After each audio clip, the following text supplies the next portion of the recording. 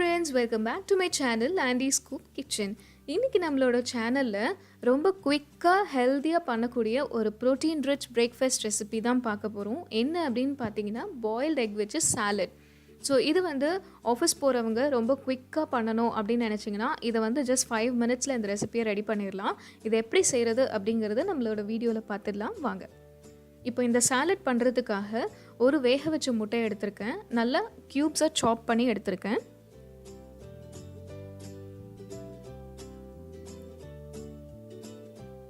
இப்போ இந்த boiled egg கூட 1 டீஸ்பூன் அளவுக்கு ரொம்ப ஃபைனாக சாப் பண்ணின கேப்சிகம் ஆட் பண்ணிக்கிறேன்.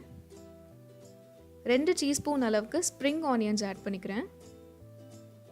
அண்ட் தென் 2 டீஸ்பூன் அளவுக்கு தக்காளி, ஃபைனாக சாப் பண்ணின தக்காளி ஆட் பண்ணிக்கிறேன். ஸோ இது எல்லாமே ரொம்ப ஃபைனாகவே சாப் பண்ணிக்கலாம். அப்போ தான் இது நல்லா க்ரீமியாக இருக்கும் இந்த சாலட். அதுக்கு அடுத்தது ஒரு 1/4 டீஸ்பூன் அளவுக்கு பெப்பர் பவுடர். காரத்துக்கு நம்ம மிளகாலாம் ஆட் பண்ணலை. ஸோ பெப்பர் பவுடர் நல்ல ஒரு டேஸ்ட் கொடுக்கும் இதுக்கு. அது ஒரு 1/4 டீஸ்பூன் அளவுக்கு ஆட் பண்ணிவிட்டு கூடவே தேவையான அளவுக்கு உப்பு ஆட் பண்ணிக்கலாம். அதுக்கு அடுத்தது இப்போ இது எல்லாத்தையும் இப்போ மைனீஸ் சேர்த்து மிக்ஸ் பண்ணிக்கலாம். ஒரு 1/2 டீஸ்பூன் அளவுக்கு மைனீஸ் எடுத்திருக்கேன். மைனீஸ் முடிஞ்ச அளவுக்கு வீட்டில் ப்ரிப்பேர் பண்ணினதை யூஸ் பண்ணிக்கலாம். பிகாஸ் கடையில் வாங்குறது ப்ரிசர்வேட்டிவ்ஸ் இருக்கலாம். அது நம்ம பிரேக்ஃபாஸ்ட் டயத்தில் நம்ம எடுத்துக்கிறது ரெக்கமெண்டட் கிடையாது. அதனால் நம்ம வீட்டில் செஞ்ச மைனீஸை யூஸ் பண்ணிக்கலாம். ஒரு 1/2 டீஸ்பூன் அளவுக்கு இந்த சாலட்க்கு எடுத்துக்கிறேன்.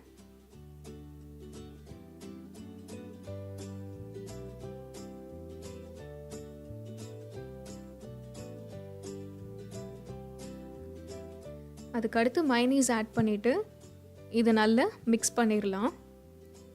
இப்போது நார்மலி எக் பாயில் பண்ணிலாம் குழந்தைங்களுக்கு நம்ம கொடுக்கும்போது அந்த எல்லோ யோக் சில பேர் சாப்பிட மாட்டாங்க. ஏன் பெரியவங்களே கூட சாப்பிட மாட்டாங்க. ஸோ இந்த மாதிரி செய்யும்போது நல்லா க்ரீமியாக அது ஆகிடும். அந்த எல்லோ யோக் இருக்கிறதே தெரியாது. ரொம்ப டேஸ்ட்டாகவும் இருக்கும். அந்த எல்லோ யோக் நல்ல டேஸ்ட்டும் கொடுக்கும் இந்த சாலட்க்கு. இப்போ இது எல்லாத்தையும் மிக்ஸ் பண்ணியாச்சு. இதை அப்படியே நம்ம கேரி பண்ணிக்காமல் இப்போ மார்னிங் டைமில் வீட்டில் சாப்பிட்ற மாதிரி இருந்தால் இந்த லெட்யூஸோட நீங்கள் சர்வ் பண்ணி எடுத்துக்கலாம்.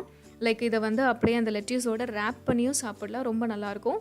வெளியே நல்லா அந்த லெட்யூஸ் க்ரன்ச்சியாகவும் உள்ளே நல்லா அந்த க்ரீமி டெக்ஸ்சரோட இந்த சாலட் ரொம்ப டேஸ்டியாக இருக்கும். இப்போ ஃபைனல் டச்சுக்காக ஒரு பிஞ்ச் அளவுக்கு நான் சில்லி ஃப்ளேக்ஸ் ஆட் பண்ணிக்கிறேன். இது ஒரு நல்ல டேஸ்ட் கொடுக்கும். ஸோ அவ்வளோதான், நம்மளோட பாயில்டு எக் சாலட் ரெடி ஆகிடுச்சு. நீங்களும் வீட்டில் ட்ரை பண்ணிவிட்டு இந்த ரெசிபி எப்படி வந்துச்சு அப்படிங்கிறது மறக்காமல் என் கூட ஷேர் பண்ணிக்கோங்க. இந்த வீடியோ உங்களுக்கு பிடிச்சிருந்தா லைக் பண்ணுங்கள், ஷேர் பண்ணுங்கள். அண்ட் ஆல்சோ மறக்காமல் இந்த சேனலுக்கு சப்ஸ்கிரைப் பண்ணிக்கோங்க.